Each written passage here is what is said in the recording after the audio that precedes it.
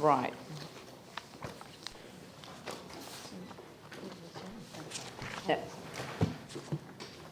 Now, Brigitte, do you want to start off, or whoever's taking us through this, just start off with a general overview of this part of the chapter? Okay. And then the changes. Yeah. This part of the chapter extends existing provisions in the first part of the chapter to apply to rural zones, specific purpose zones and open space zones in terms of the floor level and fill management areas, and also for repair of land in those areas. We just stop there and make sure that you all have in front of you the Natural Hazards Chapter 5 chapter. The Section 32 is behind it. Also have your Minister's Comments table open. It's very difficult to... That's right, it is. No, so it's difficult to read. Which numbers they are. Of this? Yes. Recommendation 13. Recommendations what? 13. No, there's two numbers on the page. There's a 124 and 14. Yes. It's pages this big 14 document. onwards. Page your what? large table. Page 14. 14. In attachment 2. And then there is the actual Minister's Comments, but you don't need to look at those because they're repeated in the actual table. What's in blue is the Minister's recommendation.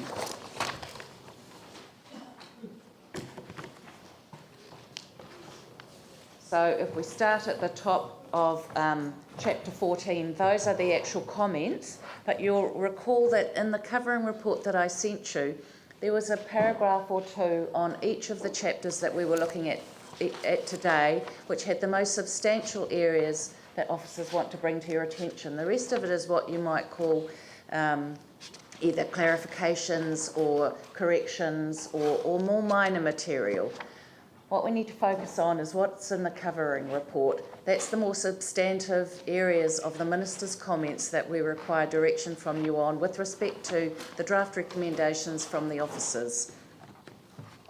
So we need to have particular regard to the Minister's Comments, and in particular the very substantive ones which are in those paragraphs,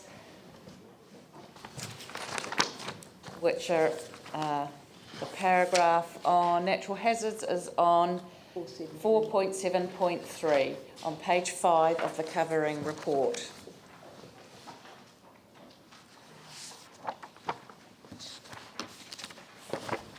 So the covering report is the small report that you would have received last.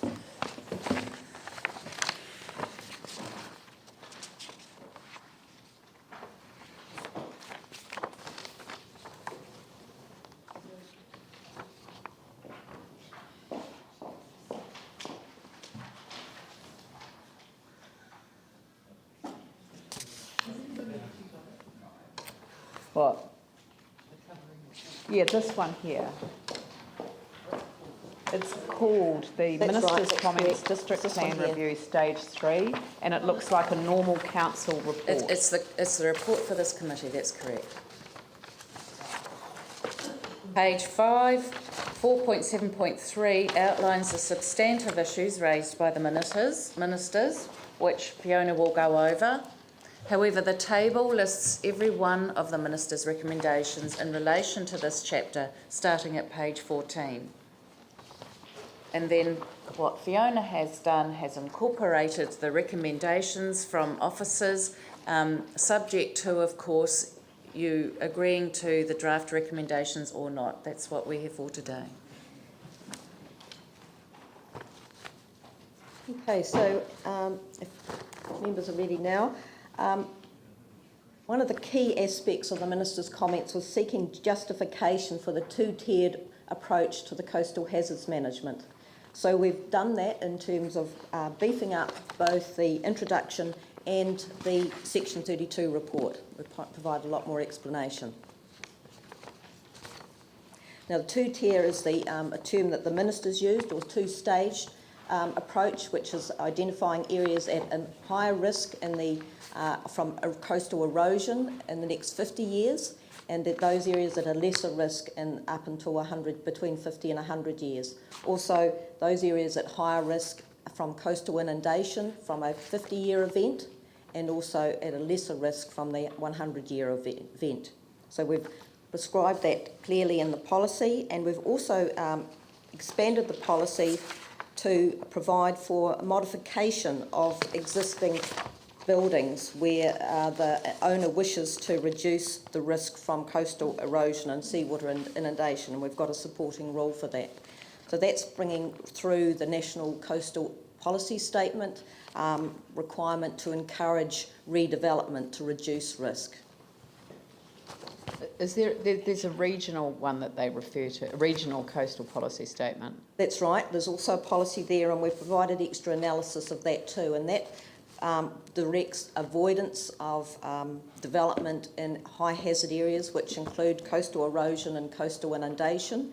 But they've also provided some exceptions. So they've said that you could always, where appropriately possible to appropriately mitigate the hazard, that can be done so. And so that's where we've used that, identified those areas in the 50 to 100 year bracket, either in terms of erosion or 50 to 100 year event in terms of coastal inundation, as being potentially able to be mitigated. So we've got lesser controls in that area. So what's the predicted sea level rise in the regional coastal policy statement?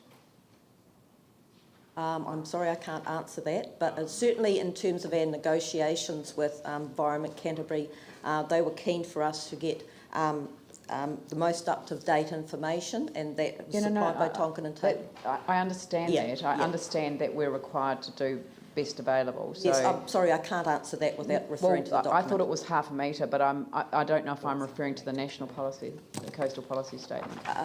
No, the reason that I'm saying it is that isn't one of the reasons that you would have the two-tier approach is that the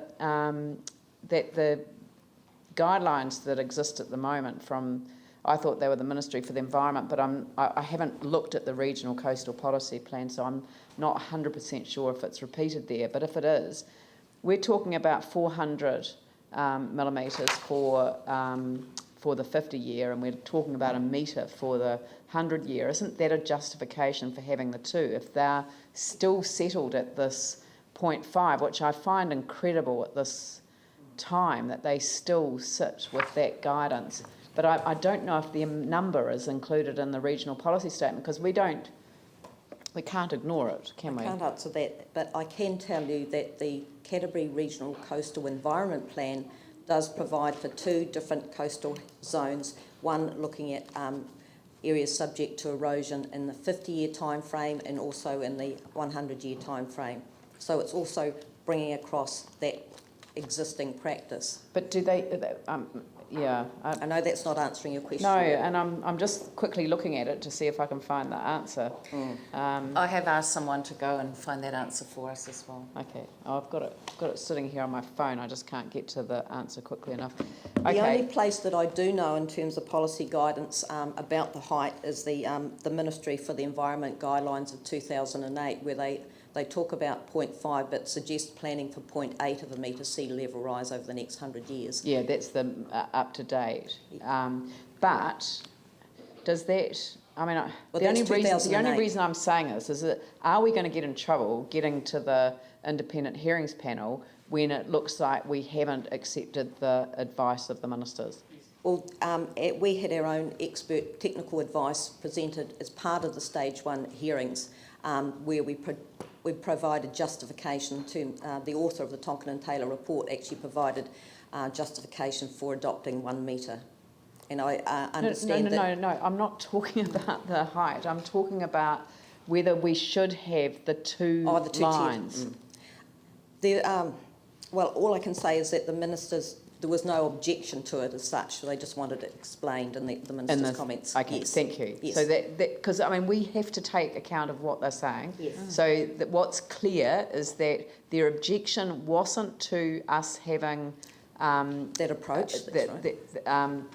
Two-tiered. The two-tier, it was the fact that it wasn't explained in sufficient detail in the section 32, which it now is. Correct. Thank you. I'm just trying to make sure that we are very clear about what, because, I mean, you guys are the ones who have to front the independent hearings panel, and we don't want to have any doubt about what we're sending you off to do. The other matter is, one matter they identified is that there needed to be a slight, potentially an alteration to policy 562, because we were saying avoid coastal hazard mitigation works, and they identified quite correctly that didn't relate to the discretionary activity status that we proposed for that rule, and so we've taken a slightly less restrictive wording, and by saying restrict, but still go through all the various criteria in A, B and C under that policy. Another aspect that we've identified is the absence of a policy on changing climate or climate change, and if you look at recommendation 13, you see that we're proposing a policy there that's an overarching policy that would sit up in the general policies within the chapter. We haven't referred to climate change per se, because that term is defined in the Resource Management Act and has a slightly narrower jurisdiction than we'd like to have. So we've used the term changing climate to be a bit more all-encompassing. We've agreed with the Minister's comments in that regard. So they've asked us to specifically refer to climate change. In a policy. Okay. They've also asked us to do the same thing in respect of tsunami, and we're reluctant to do so insofar as that we're providing for tsunami mapping for information only. The advice to us through the NIWA 2014 report and our own risk advisors has suggested that much of that information, because while it has potentially significant consequences, there's a very, very low likelihood, like the distant source tsunami that we're mapping for information has a likelihood of a 1 in 2,500 year event, scale of event, and likelihood of occurrence, I should say. And so with those very low levels of likelihood, we're not comfortable giving it the recognition in policies. We're saying that our existing policies provide enough recognition for that. And so that is explained quite extensively under recommendation 15 and the analysis that we're proposing to put in the section 32 report. So, and that's on page 16 and 17. Right. Part of that question was about providing a comprehensive consequence assessment. I sought advice from our risk management advisors on that, and we provided some explanation on that as well. It's always, like any of these assessments, you know, they can be as small or as large as you like. So we've referred to the process that could be gone through, but we've also referred to the NIWA report, saying that effectively has undertaken a consequence assessment in that report, and it advises and makes disclaimers very clearly at the beginning of that report that it should only be used for strategic planning purposes. And so that's the direction we've accepted and explained that in our assessment there. And I guess that was, I just wondered whether, again, you know, this is going to be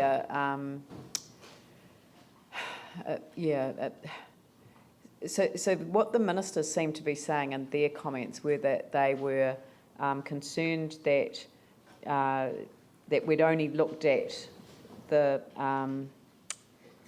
likelihood rather than the consequence, and so this is a much better description of the nature of the three tsunami scenarios that we face, but I'm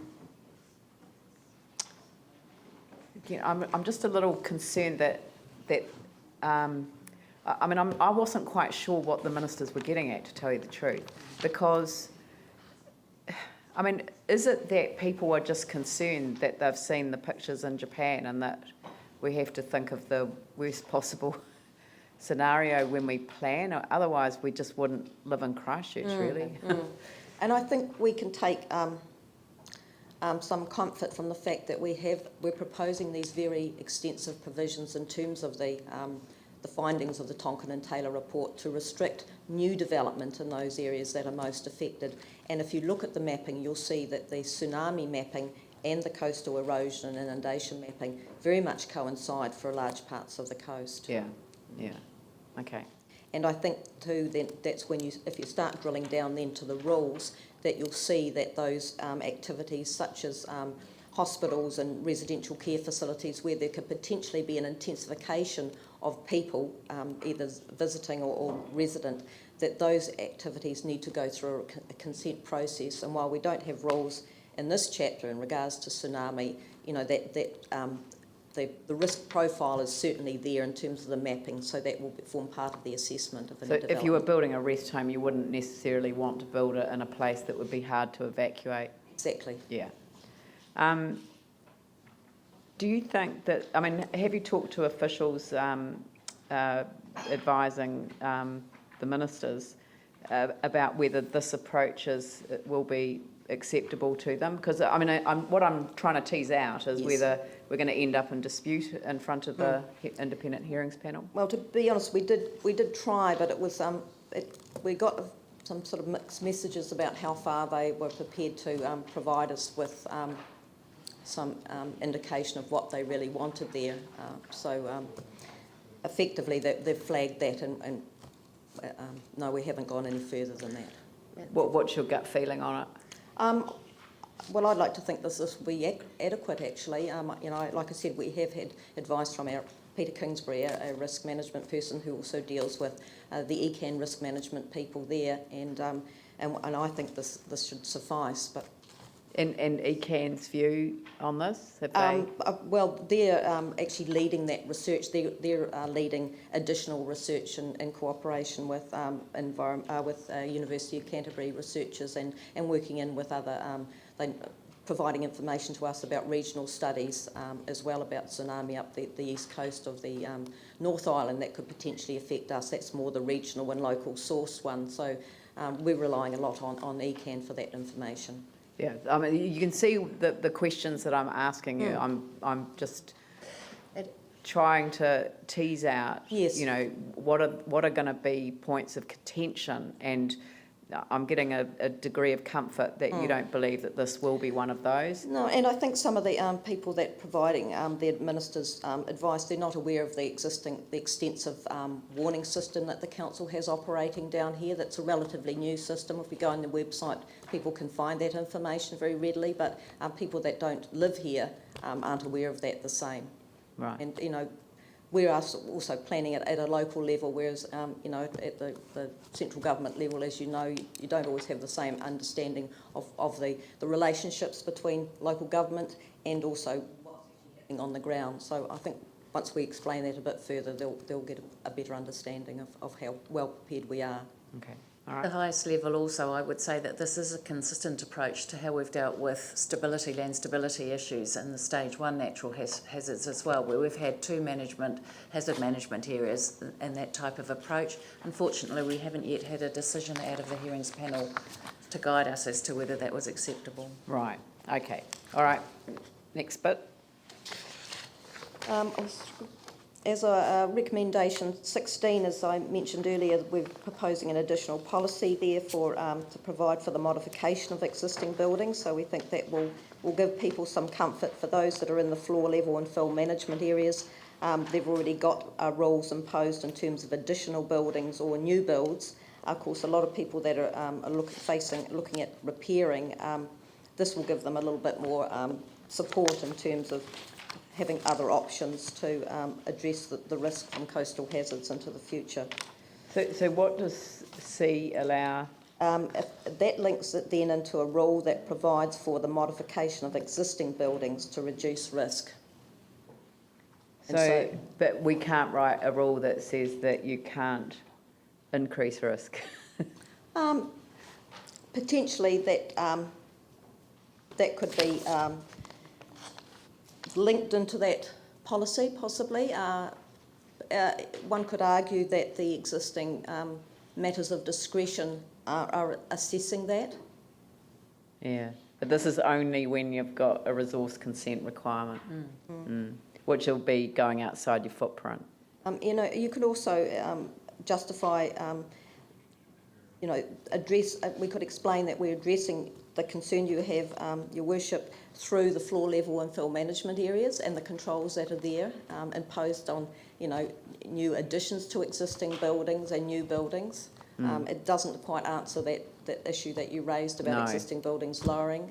That seems like it's a little bit of a loophole, but we need to follow that up with the building officials. Yeah, it is a loophole, and it's quite concerning. But I mean, the bigger picture is that there are heaps of people in these areas who are repairing their properties without building consents, and even if they're not increasing their risk, they're not reducing their risk.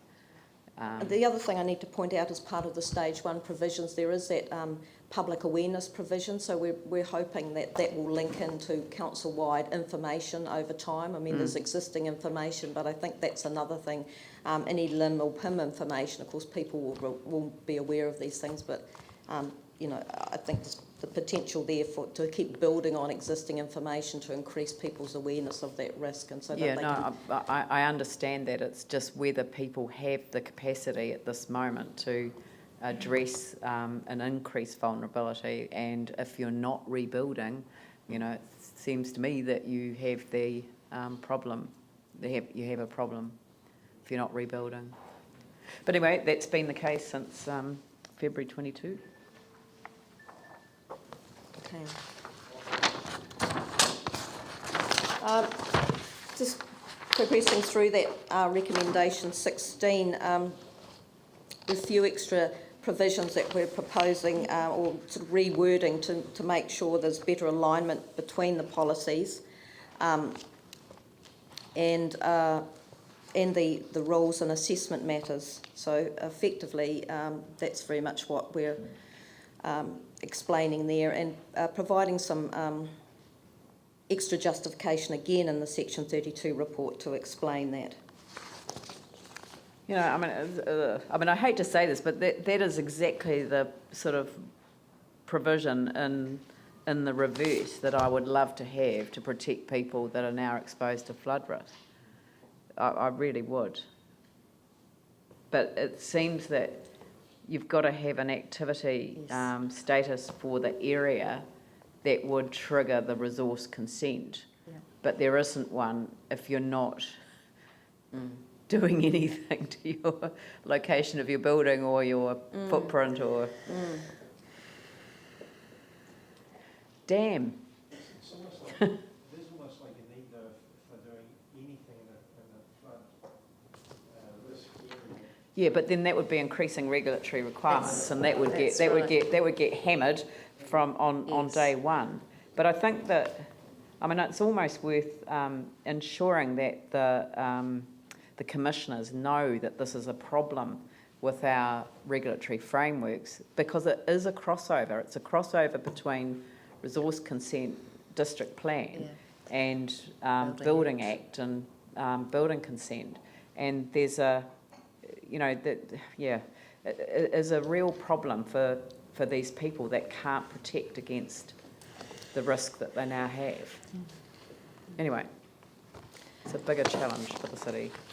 If we move over now to recommendation 17, that provides identification of the minor amendment that I referred to earlier in terms of restricting coastal mitigation works. On page 20.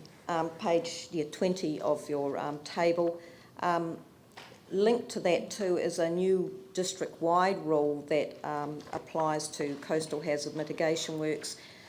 We had that rule in the general rules, and that was opposed by the ministers. They thought that should be in the natural hazards chapter.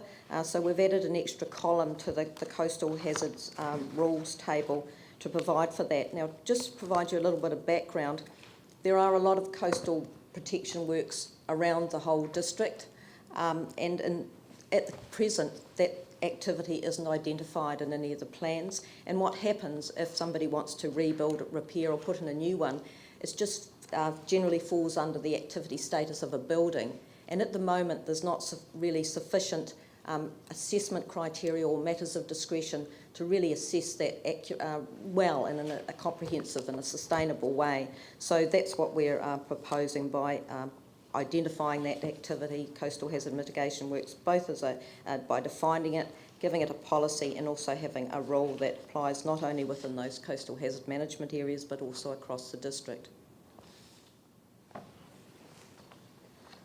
Yep. Some of the minor amendments to the matters of discretion there are outlined because we'd sort of effectively, some of them were better off and other dealing with consents versus subdivision, and some were better dealt with across all of them, so they're relatively minor amendments there.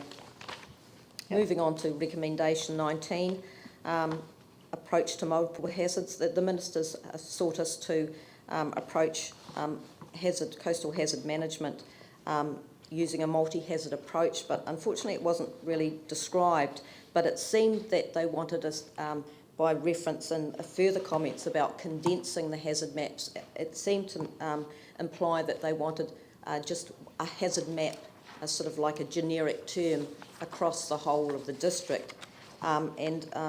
We are not comfortable with that position. We think while it looks, the hazard maps look very busy and the planning maps look very busy in some areas where there are multiple hazards, we think our multiple hazards approach of having all the unique hazards that we know about and that we've got, and for most of them we've got controls that relate to development in those areas, having them there so that people can identify the complete risk profile associated with the site is much more helpful to development than to have just one sort of generic type of mapping. So that's their justification there in recommendation 19 that we're proposing to put in the section 32 report that's supported. I thought that they were really making the point that you've got to be able to electronically delayer it. Yes, so that you can. Of course, yeah, we yeah, can I know, do but, that. but the notified version of the chapter, people will be able to turn on and off those different aspects of the hazards, but also we're told by our GIS staff that when the plan becomes properly operative, that function will be even easier to apply. I just can't remember. I can't remember where I read it, but I thought it was in one of their comments that they wanted to. They wanted to be able to delayer it electronically. And that can be done currently. Yeah, I know, but you can switch it on and off. They're saying the mapping of hazards is very difficult to interpret given the number of layers that apply. We understand that this will be resolved to an extent when draft proposal 5 is notified by electronic maps that allow layers to be turned off, on and off. An opportunity exists to reduce the amount of overlap in the maps and rules and to take a truly multi-hazard approach to management by condensing and rationalising the layers and rules. While we acknowledge that there may not be sufficient time to implement such an approach in response to these comments and before notification, we encourage the Council to continue work to improve the maps for the replacement plan. I don't know what they mean by that. If I can explain that they're actually looking at PDFs at the moment. So that's so they're not looking at the electronic version. Yeah, and that's what we're all looking at effectively. The public are looking at as well, and the council is. Oh, okay. Yes, but once that's notified on the 25th of July, they'll be able to look. They'll be able to switch layers off, just as you can do at the moment with the stage 1 and stage 2 mapping. Okay. Okay, so it's going to improve 100%. And also, if I can just bring to your attention, you have in front of you 2 hard copies of maps. Yeah. That look like these. One is the full planning map, which has all the zonings, overlays, hazard overlays and everything, all on the one map that you will be able to turn on and off. And the other is just simply the hazard maps. So if people do find it too difficult, they could just go to the series of hazard maps. Yeah, okay. That's fine, thank you.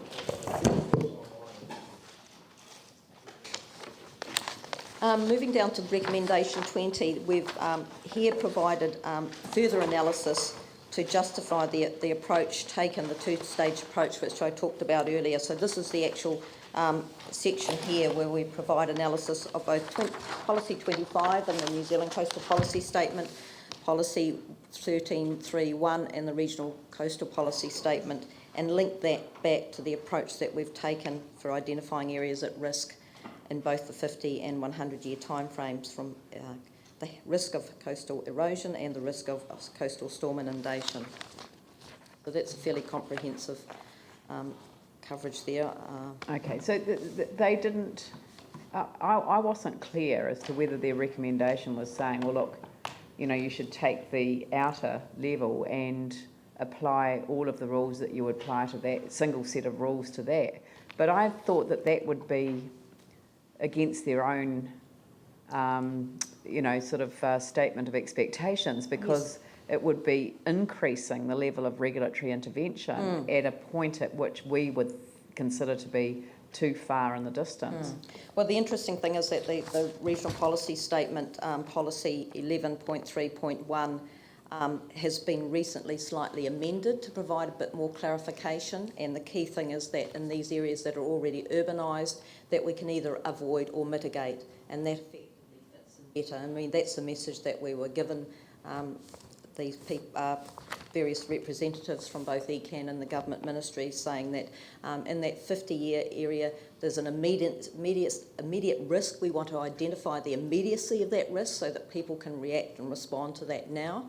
But we think in that area from 50 years into the future and out to 100 years, that we have potentially the time to undertake mitigation, whether it's individually or an area-wide type of mitigation. And for example, you know, the council can be familiar with their roading system, and where there's any road that's a strategic link to some part of the district that may need protection and upgrading of the existing coastal hazard mitigation works. Well, I think, you know, it's only logical that any development behind that road is going to benefit from that. So, you know, in time, these actual areas that are identified as vulnerable now can be reviewed, and we'll be continuing to monitor this work as the Tonkin and Taylor report advises, and potentially some of these areas could be reviewed in a change of status in time. Yeah, well, that entire, you know, roadway from Ferrymead Bridge through to Sumner, for example, is along the coastline.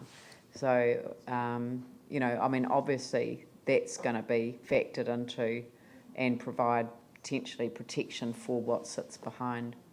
And as members will be aware too, that that's also what was a strategic route to the port. Before that, I think this is the Sumner Road, or the Evans Bay Road was damaged in the earthquake. So, you know, the status of that route is potentially higher and more of a strategic than other roads that are kind of like a critical lifeline, really. And certainly at the moment, without Sumner Road open, there's no alternative. Mind you, if there were a tsunami coming, I know which road I'd rather go down or up. Yeah. Okay, so that's fine. Thank you.